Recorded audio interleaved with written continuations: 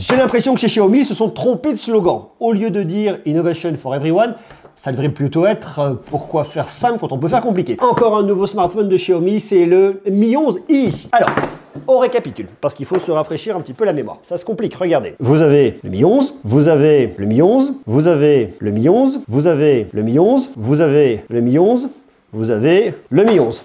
Et on a aussi du Flow. Ça fait beaucoup de Mi 11 en l'espace de très peu de temps. Alors, je vais vous débroussailler un peu tout ça. Nous, on a déjà parlé il y a quelques jours, à peine il y a quelques jours, du Mi 11 Ultra. Le Mi 11 Ultra, c'est le plus haut de gamme, c'est le gros smartphone. On a également parlé du Mi 11 un peu standard, le Mi 11 classique. On a également parlé du Mi 11 Lite 5G. C'était également il y a quelques jours et une fois de plus, j'ai fait une vidéo dessus. Et aujourd'hui, on va se consacrer sur ce smartphone-là, le Mi 11i, le Mi 11i, le Mi 11i, le Mi 11i. Donc le Mi 11i, il est intéressant. Il y a également d'autres smartphones. Dans la gamme Mi 11, vous avez le Mi 11 Lite, qui lui par contre sera 4G. Alors on pourrait se dire que c'est la même chose, mais pas exactement.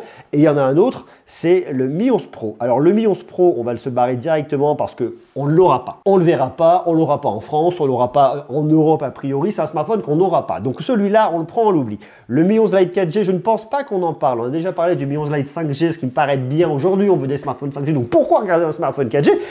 Mais voyez, ça fait beaucoup de propositions. Ici, vous avez un smartphone à 399,90 €, quasiment 400 €. Ici, vous avez un smartphone à 1199 €, donc quasiment 1200 €. Et au milieu de tout ça, vous avez un Mi 11 à 749,90 €, vous voyez, un peu entre les deux. Et là, on a un Mi 11i qui vient situé ici, qui est le smartphone dont on parle aujourd'hui, qui coûte 699,90 €. Ça veut dire que là, j'ai un écart de 50 €. Est-ce que pour cet écart de 50 €, j'en ai réellement pour mon argent chez Xiaomi? C'est ce qu'on va essayer de comprendre aujourd'hui.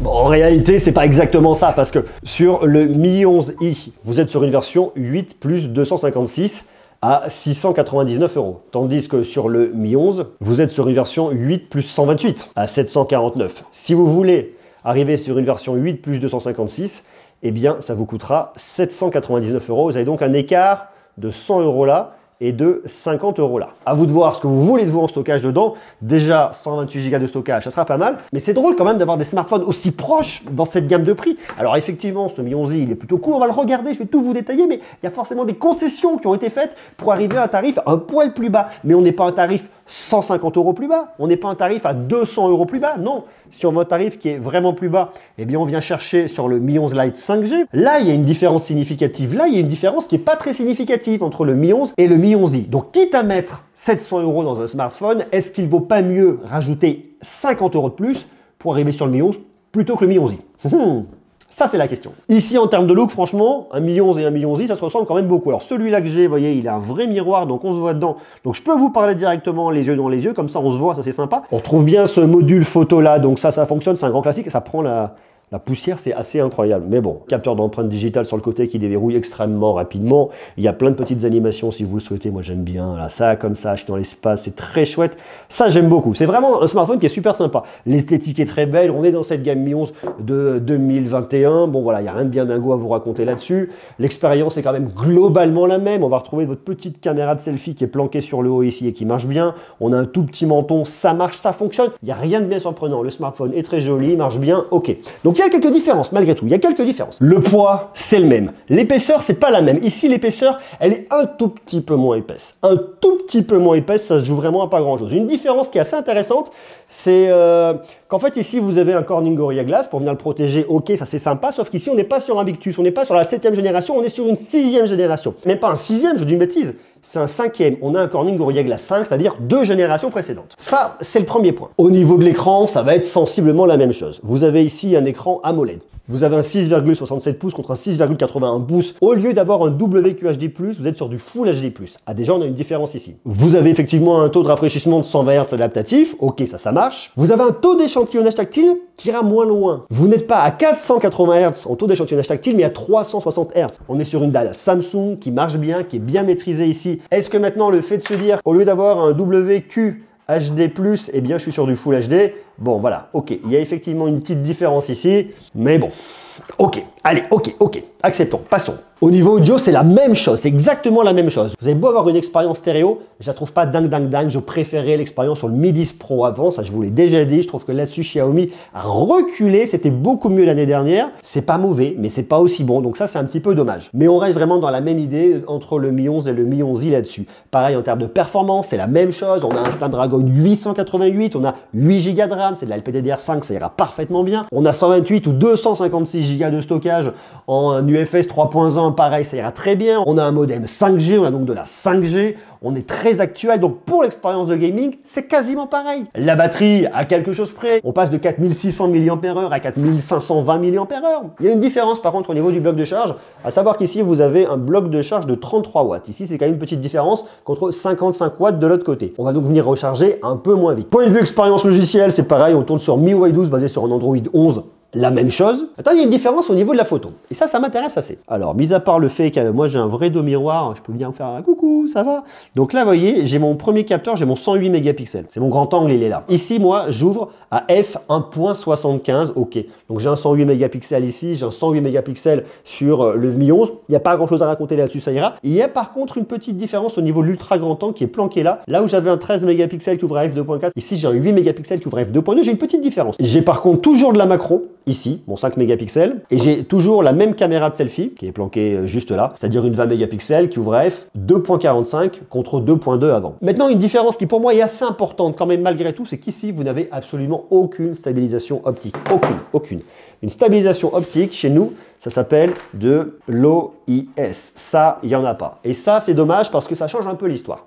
Ça change un peu l'histoire, pour moi déjà, qui tremble naturellement, ça va être tout de suite beaucoup moins précis. Ça change l'histoire sur la photo de nuit, bien évidemment, parce que comme vous n'allez pas avoir cette stabilisation, eh bien tout de suite, ça risque de bouger un poil plus et ça sera un peu moins bon. Donc ça, j'aime déjà un peu moins. Pour moi, on perd quelque chose qui est quand même important sur un smartphone. Aujourd'hui, sur un smartphone haut de gamme, je reconnais au moment où j'ai fait les photos, le temps n'était pas extraordinaire. Non, c'est très saturé. On est dans des photos qui sont signées Xiaomi, un grand classique. On voit qu'il y a une différence effectivement au niveau de la colorimétrie entre l'ultra grand angle et le capteur principal. L'ultra grand angle est très saturé. Regardez-moi ce vert comme il est vert là, c'est assez hallucinant quand même. C'est très poussif. Hein. Il y a une différence là-dessus qui est bon. Ok. On se rapproche ensuite, on n'a pas de téléobjectif. Donc dès qu'on se rapproche en x2, x5 et jusqu'en x10, c'est bien, on voit qu'on est sur le capteur principal. On est sur le 108 mégapixels qui va venir cropper dans l'image. x2, on peut.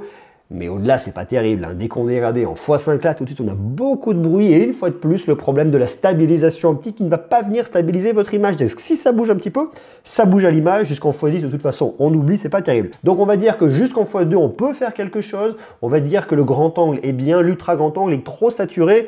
Et on va continuer à regarder un peu plus loin. Alors la caméra de selfie, le traitement, je trouve pas dingue. C'est un peu poussif, mais une fois de plus, là-dessus, rien de bien surprenant. Grand angle. Ça fera le taf. On retrouve toujours ce côté très saturé au niveau de l'ultra grand angle. C'est très bizarre. Même le ciel, regardez, il devient bleu alors que là, il est plus blanc. Et ensuite, on vient se rapprocher un peu. Bon, voilà, x2 on peut. Et après, c'est pas dingue, hein, c'est pas dingue. Hein. Et on le retrouve un peu partout. C'est toujours la même idée, toujours la même façon que ça vous chante. Une fois de plus, la caméra de selfie ici. Bon, ok, ça fera le taf vite fait, mais c'est pas dingue. Et la macro, on a du mal. Alors sur la caméra de macro, de toute façon, on n'aura aucune stabilisation, c'est clair. Mais ici, c'est difficile. Il faut vraiment venir scaler, pas bouger pour réussir à avoir quelque chose. Mais vous connaissez mon point de vue. Les photos en macro sur des capteurs dédiés de 5 mégapixels, c'est jamais dingue, c'est toujours difficile. Je ne suis pas sûr qu'il y ait un usage plus. Et c'est pas dingue. On essaye, on peut trouver des choses, mais c'est pas dingue. Voilà, si on veut, on peut, mais on n'ira pas très loin.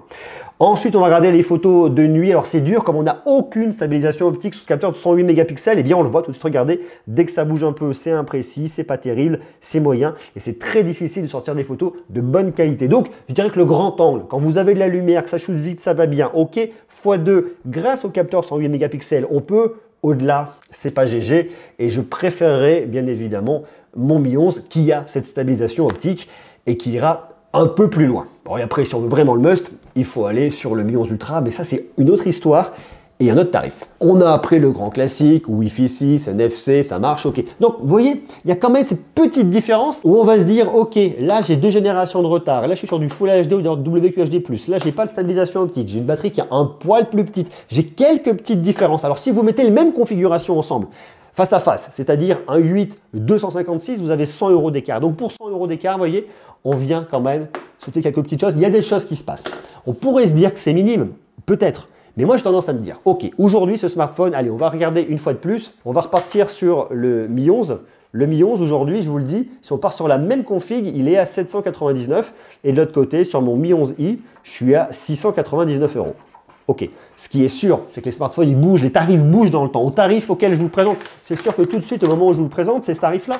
Mais d'ici très peu de temps, ça aura bougé. Donc, est-ce que ça vaut le coup aujourd'hui de venir se positionner sur un Mi 11i pour 100 € d'écart sur les versions 256 Go et sur 50 € d'écart avec la version 128 sur le Mi 11 et 256 sur le Mi 11i? Je suis pas sûr. Je suis pas sûr parce que vous avez quand même un gap, vous avez quand même un vrai bénéfice. Alors, c'est pas le Corning Gorilla Glass Victus parce qu'on vient les protéger, cela clairement. Mais WQHD+, c'est intéressant. C'est quand même un point qu'a vraiment mis en avant Xiaomi là-dessus. Le fait d'avoir cette stabilisation optique, ça apporte quand même quelque chose. Alors, c'est pas la grosse différence au niveau de l'ultra grand angle, c'est pas la grosse différence au niveau de la taille de la batterie. Il y a aussi une différence au niveau de la rapidité de charge. C'est des petits points, vous voyez, qui font que ces 50 €, personnellement, je viens les mettre. Je viens les mettre pour aller sur le Mi 11 versus le Mi 11i. Dites-moi vous. Est-ce que vous metteriez ça? Est-ce que ça vous intéresserait? Est-ce que vous avez acheté le Mi 11? Est-ce que vous attendez? Est-ce que vous hésitez entre le Mi 11 et le Mi 11i? Marquez-moi ça en commentaire. Personnellement, je suis team Mi 11. J'aime bien le Mi 11i, mais avec cet écart de prix qui n'est pas suffisamment énorme, je préfère prendre un peu plus. Je préfère aller sur le Mi 11. Dites-moi ce que vous en pensez en bas en commentaire. Sur ce, je vous embrasse, des bisous et à très bientôt. Ciao!